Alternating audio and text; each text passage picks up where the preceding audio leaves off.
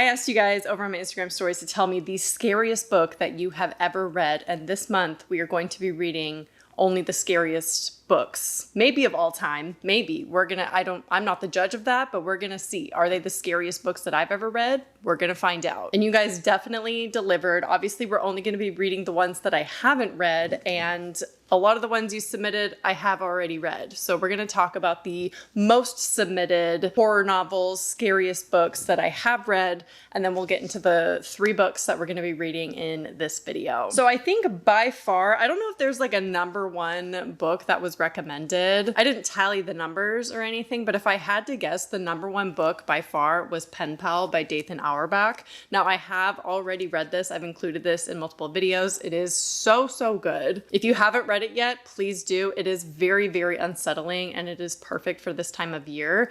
And it's short. It's an easy read. And then maybe the second most recommended as far as scariest books was House of Leaves. I have not read this. I've owned this book, this copy specifically, for probably 15 years, if I had to guess. And I've never read it. It's intimidating, and I am a reader now, but I don't know, man. We're not reading this in this video because this would be the whole video, because this is gonna take me some time to get through. Now, obviously, you can't ask for book recommendations without some Stephen King mentions. So I will say Salem's Lot, The Shining, Gerald's Game, and Pet Sematary were the most recommended in this category. I have read Pet Sematary, but we're not reading any Stephen King in this video. The next one I saw a lot of recommendations for was Heart-Shaped Box by Joe Hill, who is Stephen King's son.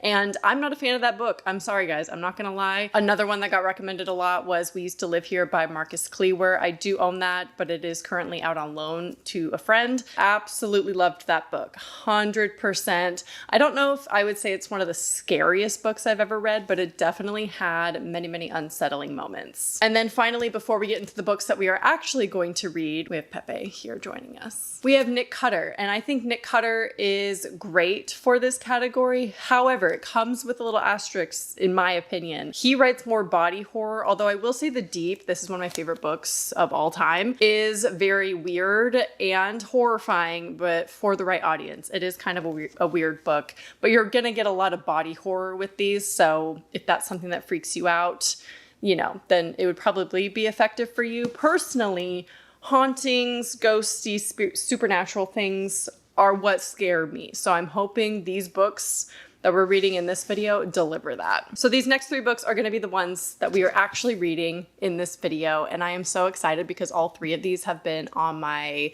TBR for so long, and I finally bought them, and we're gonna read them in this video. I'm so excited. So I said that Pen Pal was the most recommended as far as scariest book that you've ever read. However, I'd have to say it was actually The Exorcist by William Peter Blatty. I've never read the original story, and I think this is famously known to be one of the scariest books of all time. I genuinely think the movie is also very scary, and something about possessions and exorcisms, even though I don't believe in them, is horrifying to me. Next up, this of course is recommended a lot, Incidents Around the House by Josh Malerman. To me, this sounds creepy, so that's what I'm expecting, and hopefully it proves to be scary, but I actually think this will be the least scary in this video. If I had to make my predictions now, I think this would be the least scary to me personally. And then finally, I think this one was actually recommended the least amount as far as the top 10 or however many I included in the beginning of this video, but it's just one that I want to read. Okay, I want to read it. I think it's gonna be weird, and that is Stolen Tongues by Felix Blackwell. This is another story that originated on Reddit in the No Sleep thread, much like Pen Pal, and this is so, so good.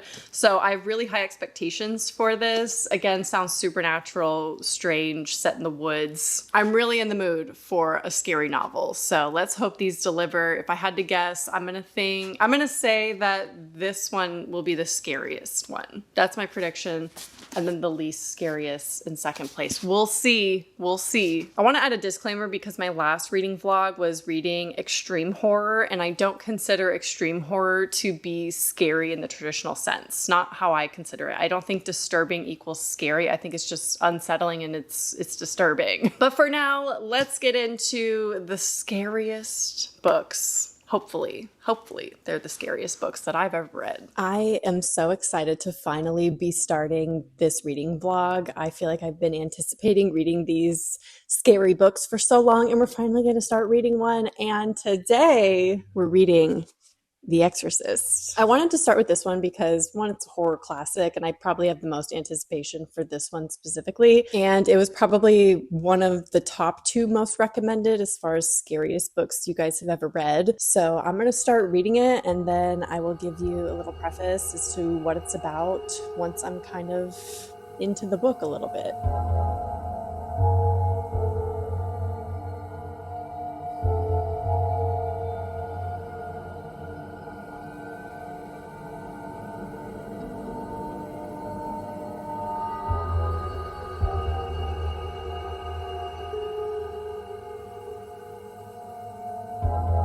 Okay, I just finished the prologue, which is kind of like the precursor to the story. So it takes place in Iraq, where a priest encounters Pazuzu for the first time.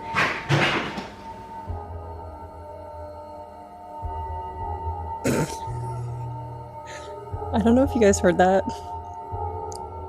I don't know if I'll be speaking his name out loud again. Anyway, it's his first encounter, and he believes that he'll be haunted by him, but at least he knows his name. Okay, so that's the beginning, the prologue, and our first introduction to the demon. We are on part 1, the beginning.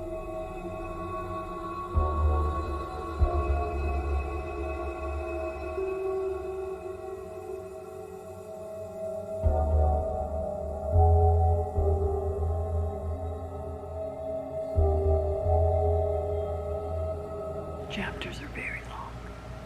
It's almost 50 pages until chapter 2.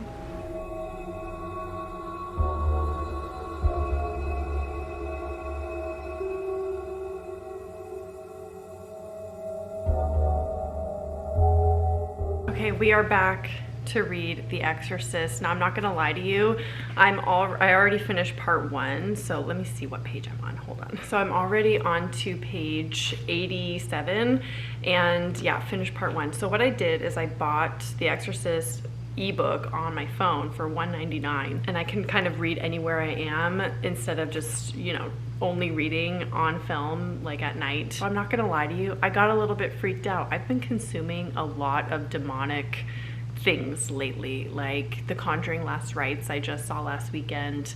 The Possession of Michael King is a found footage movie I'm, you know, watching right now. Not literally, but you know, I started it the other night, and Shelby Oaks even. Just a lot of demonic things, and now The Exorcist. And I don't believe in any of that stuff, but it's been a little bit creepy, I'm not going to lie. When I first said their name, and then Fern's toys fell in the bathroom. The timing is just a little too much of a coincidence for my liking. Anyway, so the story, we are following Chris and her daughter Regan, and they have to live in like housekeeper type helpers. Chris is a wealthy and successful actor, and she's in the process of studying a script and filming a movie, and she has a little party, and her daughter's messing with the Ouija board. So that's kind of where we're at. The party scene just happened, and I will say, for how dense this book is, it is pretty fast paced so far. Like, it wasn't hard to get to 87 pages. It didn't take very long, which I was surprised, because the way that it's written is kind of dense. There's a lot of story and a lot of details added that makes it longer. It's very wordy, and some things typically would be edited out of a story, I think, but it makes it such a rich reading experience because you can really picture it, and not just because it's a movie already. So let's read chapter 1 of part 2.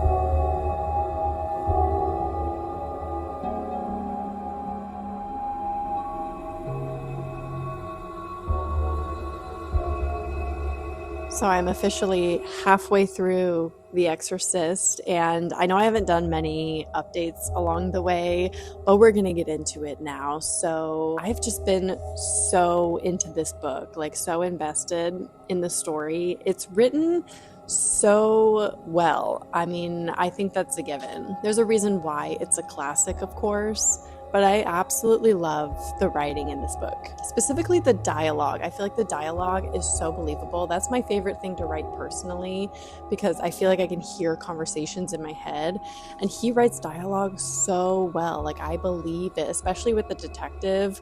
I feel like his dialogue is very special. Now, the E word has been brought up. I'm not going to spoil the story or anything like that in case you haven't seen the movie or know the story or read the book or anything like that. I will say a lot of what's really getting to me personally, where I've had to like almost put the book down or look away, is in the descriptions of some of the black mass details that involve children. It's just descriptions of rituals, but they're very graphic in the way that they're describing it. It'll be like a priest talking to the detective or something like that, and it's just very graphic. So those have been like the standout parts to me that have been the most bothersome. I haven't been that like scared yet, but we're not really that far into the actual possession yet. We're gonna read at least a chapter or two tonight. So yeah, let's just get into it.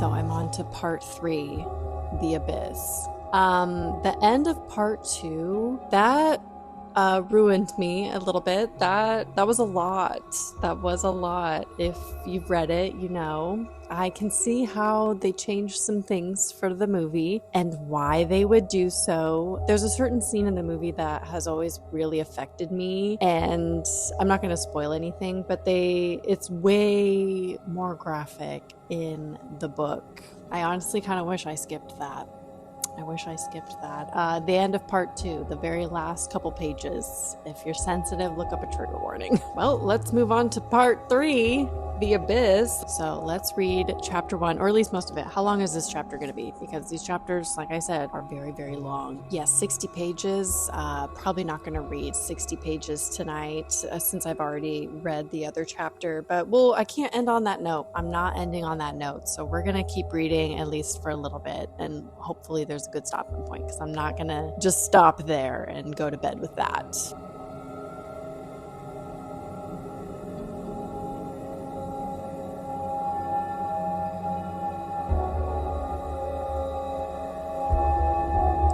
At a good stopping point.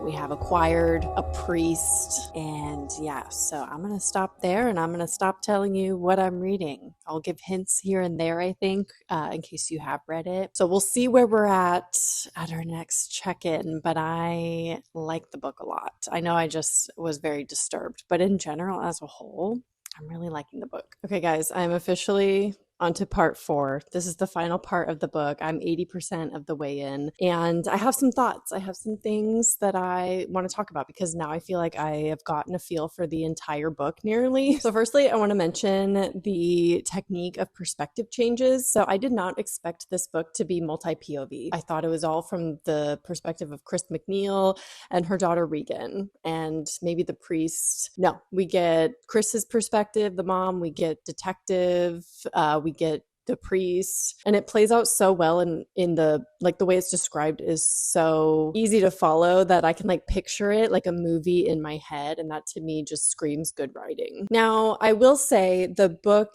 is overall less eventful than the movie, and I haven't really reached a point where I would say it's super scary or anything. I think it is more so procedural than inciting incidents. Inciting?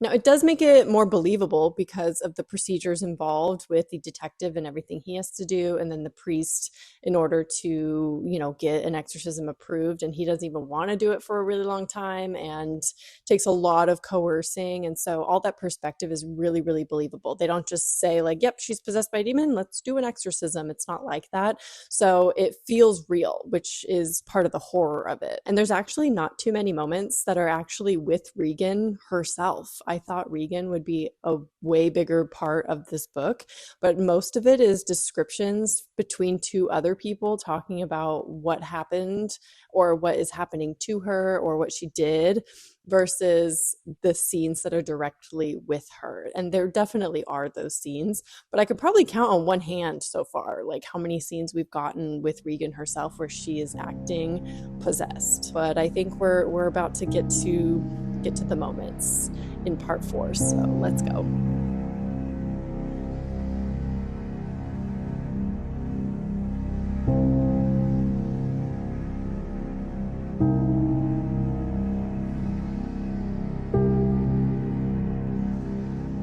I feel like I have to stop now or I have to finish it. Like, I can't read anymore because things are about to get started. There's no more chapters. This is it. There's one chapter in part 4. So I feel like I need to stop now before things get a little bit too exciting, you know what I mean? But I will see you, either I finished it or I'll finish it with you. I'm not really sure what I'm gonna do or what I have time for. So we're gonna see. All right, let's do it. Let's finish The Exorcist. I have 20 pages left. We're in the middle of things right now. This is the climax, 20 pages out from the end. I will say, I think my experience is tainted a little bit in reading this because I've seen the movie, so some of the things and scenes that probably were more shocking in the book were in the movie, and we have that visual already, so we don't really have to work hard to come up with that. So I think that kind of takes away from the reading experience a little bit. Usually that doesn't happen with me when I read a book that I've seen the movie, like The Ruins or The Ritual. Both of those books are 10 times better than the movies, and knowing what happens and what things are looking like doesn't really take away from the reading experience. But in this case, it kind of does because it's so famous. The scenes are so famous, and I cannot get the scenes from Scary Movie out of my head as well. The ones mocking The Exorcist. So let's just finish it. Let's finish The Exorcist and we'll do final thoughts.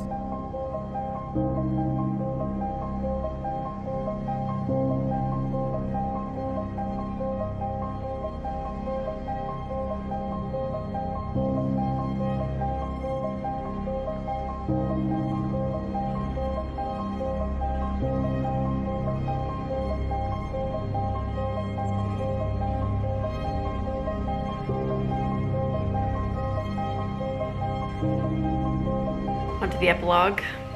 Finish the book. That last line really hit. Mostly, I just feel really sad.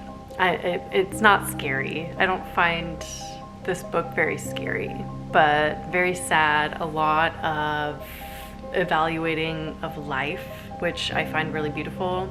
A lot of perspective. I'm not even religious, and I find that a lot of that was effective for me. So let me read the epilogue really quick and then we'll talk about it.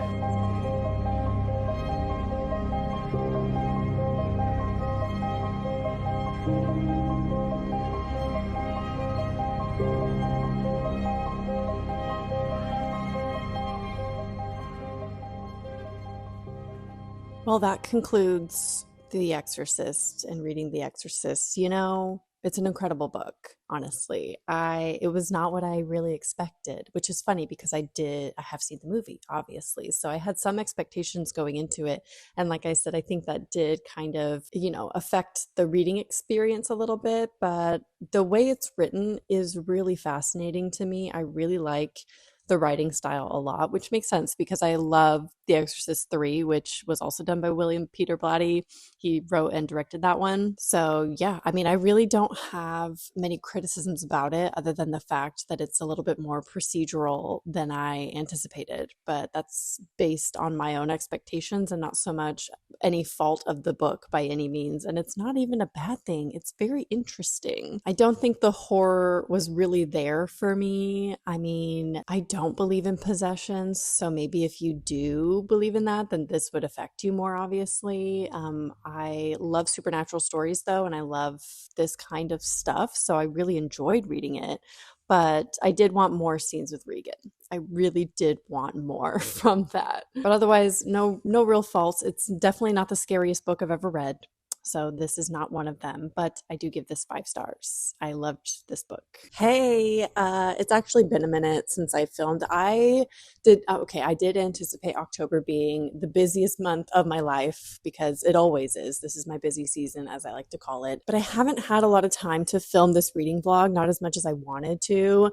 Obviously, we've decorated for Halloween, got a little more spooky in here and a little bit better vibe, I think, for this video. I have been reading though, so we're not losing progress on the actual books.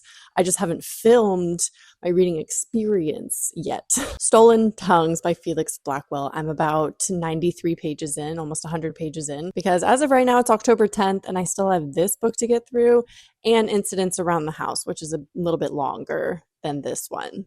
So we got to read, we got to catch up. So this book originated as a Reddit story and in the No Sleep Reddit thread. And I think this one is a little bit more apparent of that than Pen Pal by Dathan Auerbach. I do really love this though, and I was correct. This will be the scariest one. I don't think Incidents Around the House is going to top this one personally. This one's creepy, it's scary, it has all the kind of weird stuff happening that I love. Felix and Faye are newly engaged and they go to a little house, and I believe her parents own this house, and there are things happening outside trying to coax them out of their house. They're hearing weird whispering. She is talking in her sleep a lot. They hear like screaming children, and then they see like a figure in the window. So this is the kind of stuff that makes me scared to be alone at night in my house because I don't have like curtains on every single window. Now the writing itself, I feel like Felix here kind of struggles with dialogue a little bit. We're getting a lot of explanation to things and not a ton of dialogue. And dialogue is one of my favorite things in stories. And he doesn't put a lot of it.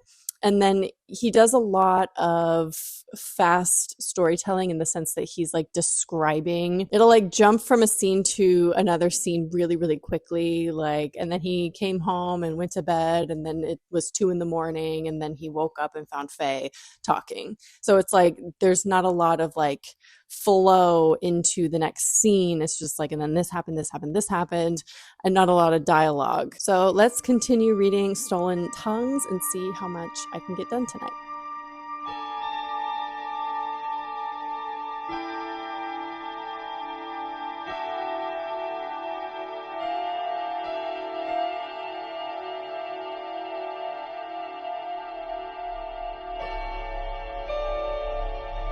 I'm on to chapter 15, and chapter 14 was definitely one of the scariest things I've ever read.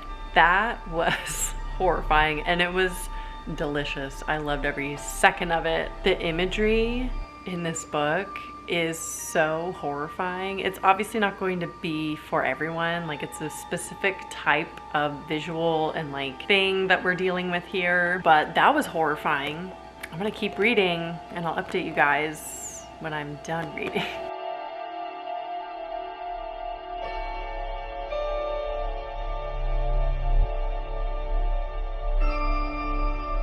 I take back my comments about dialogue because in this chapter, in chapter 16, there was a lot of dialogue, so I'll eat my words there. Yeah, still horrifying. Every chapter is just like a visual that I will now never get out of my head. And going to bed tonight is probably going to be a little bit of a struggle. You know when your room is really messy and there's like piles of clothes and they just look like people? That's where our room is at right now. So that's not going to be very helpful. Just makes me want to clean my room. So I can tell if there is in fact a person sitting or standing in the corner of the room or laying on the ground. So tell me why, after that last reading session, I walk into the bedroom and see at the window a shadow. And I sit on the bed and I stare at the shadow for minutes. It feels like minutes, working up the courage to move, to either look at what it is or just go to bed and ignore it. I'm going to show you said shadows that I saw immediately after reading this book. This is what I saw. Does that not look like someone leaning over and peering or trying to peer into the window? Also, the window was cracked at the time, and I stared at it so long to determine if it was actually moving or not, and slightly, but it is in fact a banana plant in our backyard.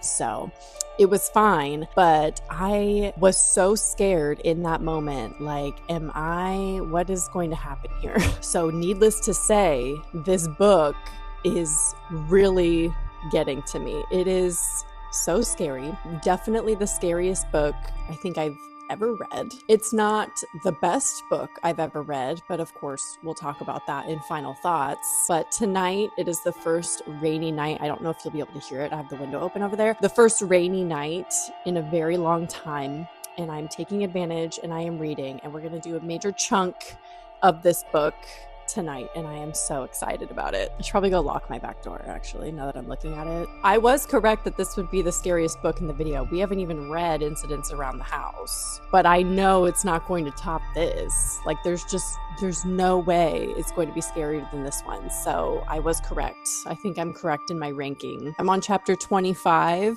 on page 173, so let's see how much reading I can get done tonight.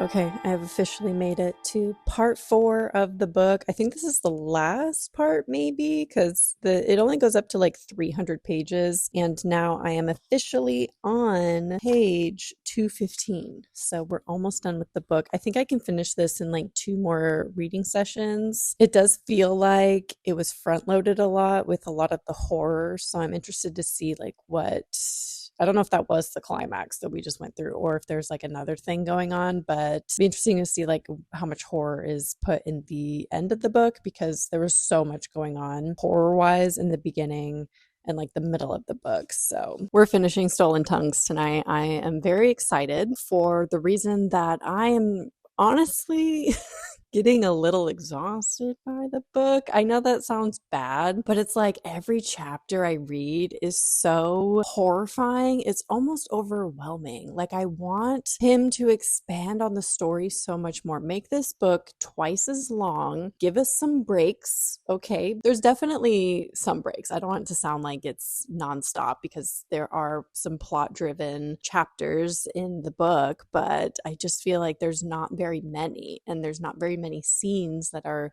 driving the story forward. It's just a lot of horror. So if that's what you want, and super fast paced where it's just stuff happening all the time that's gonna make you scared 24/7, then read this book. But I do feel like the prose could be expanded upon. I love a good prose.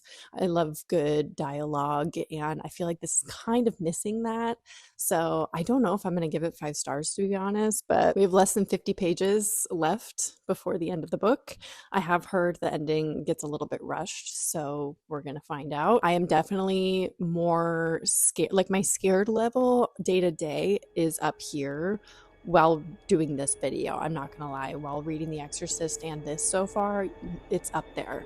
Okay, so everything's been really effective, where I get a little bit more freaked out by things. The other night, I went to a movie screening for the Black Phone 2, and Ryan was here alone with our daughter, who's almost 3, and they were playing with the flashlight in the dark.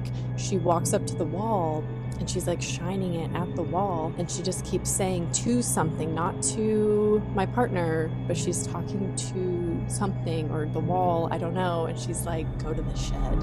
And she says it multiple times, go to the shed, go to the shed. I'm sorry. Anyway, I just wanted to tell you that fun little story to creep you out and to creep myself out, because I swear my house is creepy. I'm not gonna lie. Sometimes it sounds like we still have upstairs neighbors, and we're so used to the sound that it takes us a couple minutes to realize we don't have upstairs neighbors. I don't even know if we have an attic, but just the temperature changes makes weird creaking noises in the roof, and it sounds like people walking. You thought I was going to be the only one scared while doing this video. I'm bringing you along with me, and I'm telling you all of my creepy little stories to freak you out as well. So anyway, with all of that, let's finish Stolen Tongues.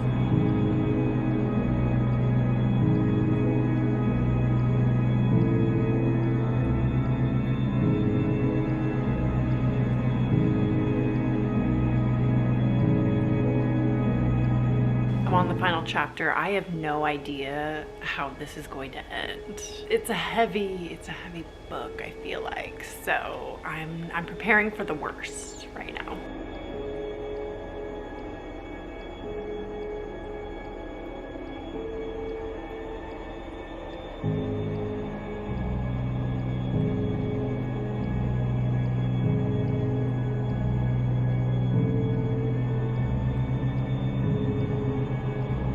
Okay, well, that is Stolen Tongues by Felix Blackwell. Okay, I have some thoughts. I stand by everything that I said as far as like the prose could definitely be expanded upon, because in the epilogue, there is a lot of explanation of why things happened the way they happened, or like what certain things meant.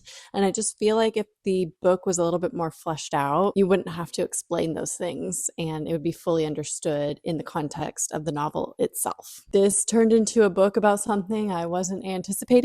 I suggest trigger warnings, I suppose, if that's important to you. Definitely look up that. And then I was blindsided by what it was, by what he talks about in the end. The first half of the book is the scariest part, and the second half, it gets a little bit repetitive, and it's just kind of like the same stuff. And we changed settings, which I don't love. I wish more of the setting was in the cabin itself. There's, some scenes, and those to me were horrifying. I think the scariest scenes, though, weren't even at the cabin. We changed settings, and everything happens so fast in this book that I'm like, wait, oh, right, they are somewhere else now. There's a moment where he calls a woman to help them with what's going on, and it's literally like one line. He's like, I called her and asked her if she would come, and she agreed. And that was it. And it's like, that is something that you can expand upon. I know it doesn't necessarily have to. We can picture that phone call in our heads. We get it. We know what the phone call was. But it's moments like that. And it's not even like that specific scene that needed to be expanded upon, but that's how he describes a lot of things and gets from point A to point B. Instead of showing us the story, he's telling us a lot of things. So for that, I can't give it 5 stars, because I feel like the prose could be better explained. And he's a fair writer. There were some lines that I really, really loved. He explained the darkness upstairs as feeling full. Love that. Horrifying. Still the scariest thing I have ever read. I can officially say that now that I finished it. Scariest book ever. I don't think anything will ever top it. Let's talk about Incidents Around the House by Josh Malerman, shall we? I started this already.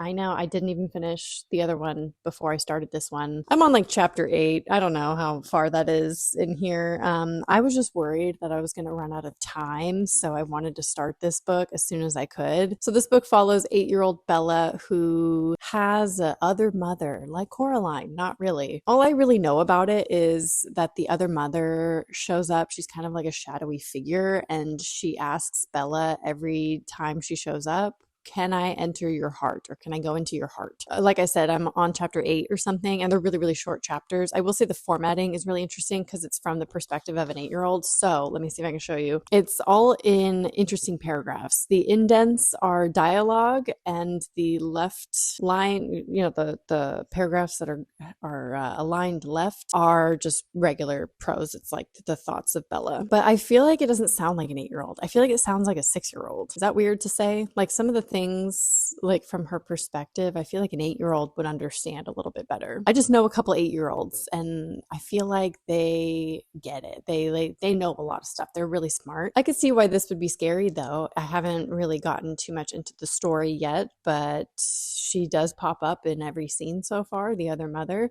She's called Other Mommy, not Other Mother. I should stop saying Other Mother because that's Coraline. The Other Mommy. It's always interesting when a grown man writes as a young child, a young girl.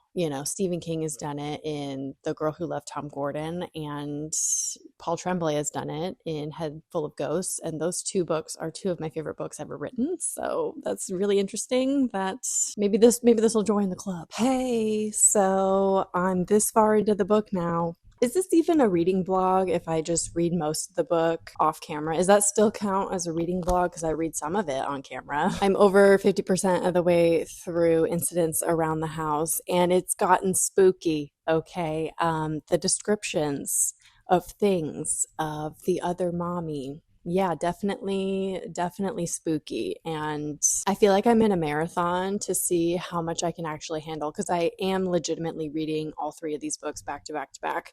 So I feel like I'm just not getting a break from being scared, and I'm freaking myself out every day, every night. So I think it's been effective for me, and I am excited to take a little bit of a break in November. I'm not going to lie. Fern is also just being extra creepy lately. I don't know if it's all the Halloween stuff, but something's gotten into her. She's so much better with language. So she's just saying stuff, and it's just creepy. So it doesn't help that I'm reading this book at that time, that now she's deciding to just be creepy. I think the perspective of this being from Bella's perspective and her being 8 years old is really interesting, and I really like that. I stand by what I said earlier, that he is writing more like a 6-year-old than an 8-year-old. I just feel like it just doesn't sound like an 8-year-old. So that's the only thing that takes me out of it a little bit. I realize, the whole point of this book, right, is she has Other Mommy, and she keeps asking her, this is written on the back of the book. This is not a spoiler. It's the point of the book. It's the description of it. But the Other Mommy asks Bella all the time, can I go inside your heart? I feel like between The Exorcist, Stolen Tongues, and now this one,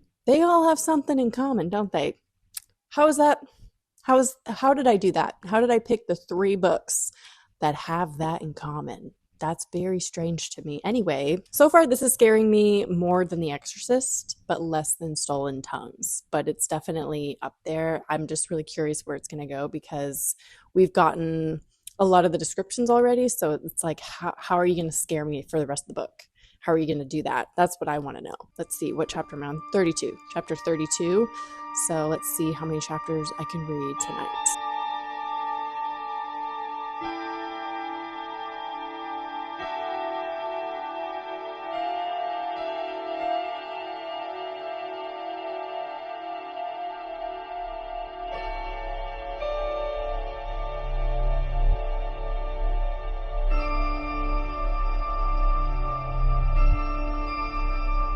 I'm not sure how I time it so well every single time I read on camera. It's always like the scariest chapter of the entire book, because there are obviously chapters in this where there's nothing happening. There's no other mommy.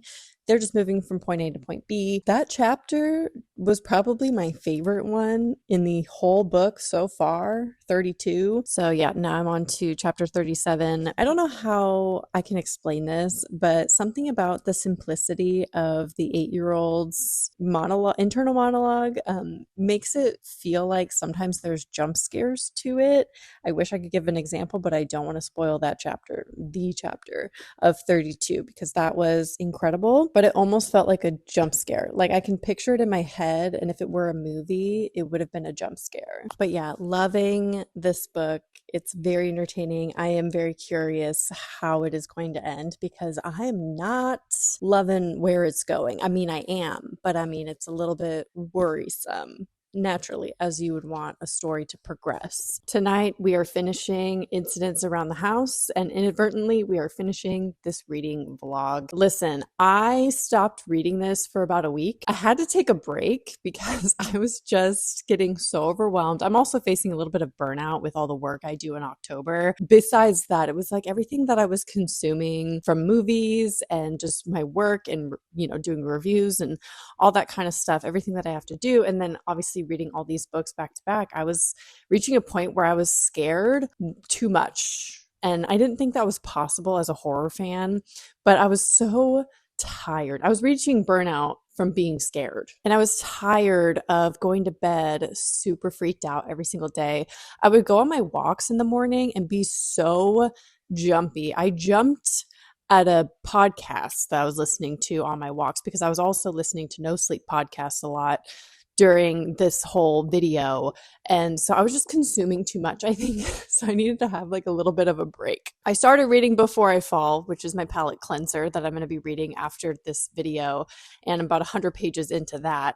Loving that. Love this movie. But I have finally found the courage to finish this book. Remember when I said this? I think this would be the least scary to me personally. Well, I'm officially eating my words because this may be scarier than Stolen Tongues. I don't know. They're pretty on par, but I think I felt the most freaked out with this one, which is so surprising to me. But I think that has to do with the fact that I've built up that tension already, just in general, reading The Exorcist and then Stolen Tongues back to back, that I'm just in that state of peril already from those books that I'm going into this one like really heightened. You know what I mean? I have 40 pages left, enough chit chat. Let's finish this dang book so I can take a little bit of a breather from scary stuff. But hey, I asked for it. I really didn't think these books would freak me out like they have, and I have been proven wrong. You know what it is too, also, is books I think are scarier than movies for me personally because my imagination is so good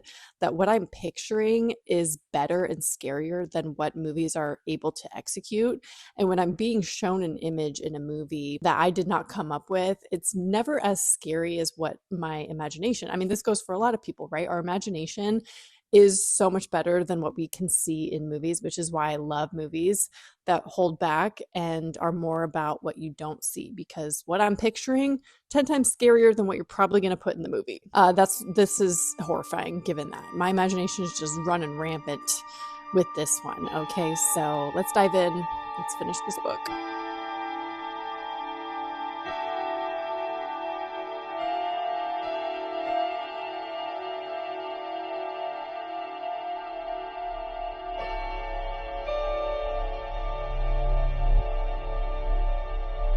The last chapter.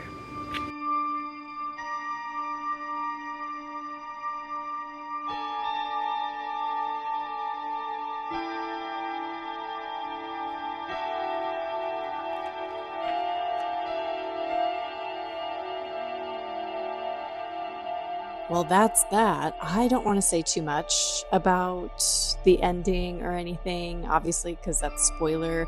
Watching my reaction might even be a little spoilery. This book is hard. This book is painful. It's horrifying. There's a lot of metaphors in there and a lot of things that like really hit me. And I'm kind of at a loss for words. I feel like this is a book that I'd have to sit with for a while to like actually formulate deeper thoughts about. I loved this book. I had gotten a couple messages saying this book was boring, and I just don't agree with that. Like I get it. Different things scare different people. Different stories work for different people.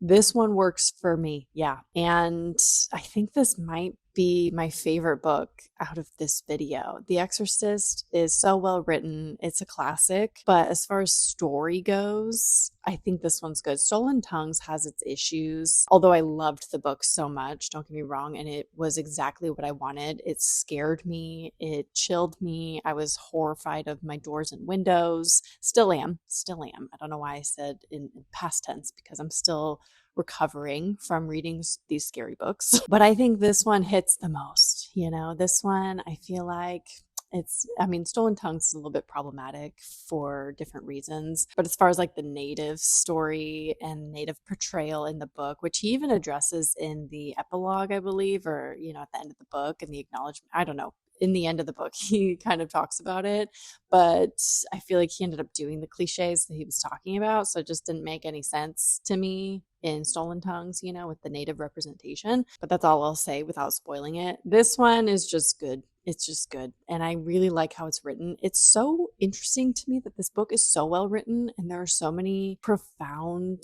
scenes, I feel, and lines in it that are just beautiful. Yet it is all from the perspective of an 8-year-old who does not have the language of, you know, books like The Exorcist, obviously, that is also beautifully written. I feel like he did a really great job balancing the two of having really good writing and good storytelling while also remaining an 8-year-old. That was impressive. Again, still leaned a little young, but that's even more impressive. If it leaned a little bit more like a 6-year-old, that's even better, I think, to balance the two. My daughter, by the way, is obsessed with this book. I don't know why. Kids are funny like that, you know. But this book, all the wear and tear on it is from Fert. Not even. I read most of this book on my phone. So that's not even from me. Anyway, here we have the 3 scariest books that I've ever read. Honestly, 2 of these count as 2 of the scariest books I've ever read. The Exorcist, I don't think, it was unsettling. It just wasn't scary. It didn't horrify me, which possessions do typically scare me if done right, even though I'm not a believer and I'm not religious. I think if done well, it can be really unsettling and horrifying. And it had its moments, definitely. But definitely Stolen Tongues and Incidents Around the House take the cake, man, for scariest books. So much so that I don't know that I can read horror for a little while. And I'm not even being dramatic. I'm not exaggerating.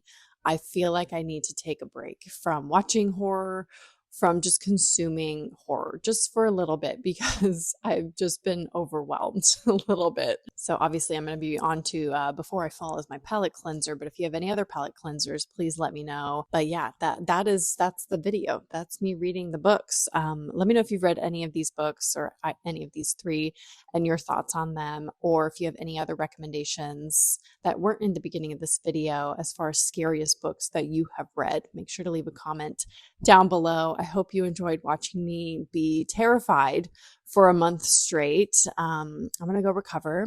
So yeah, hope you enjoyed and I will talk to you soon. Bye.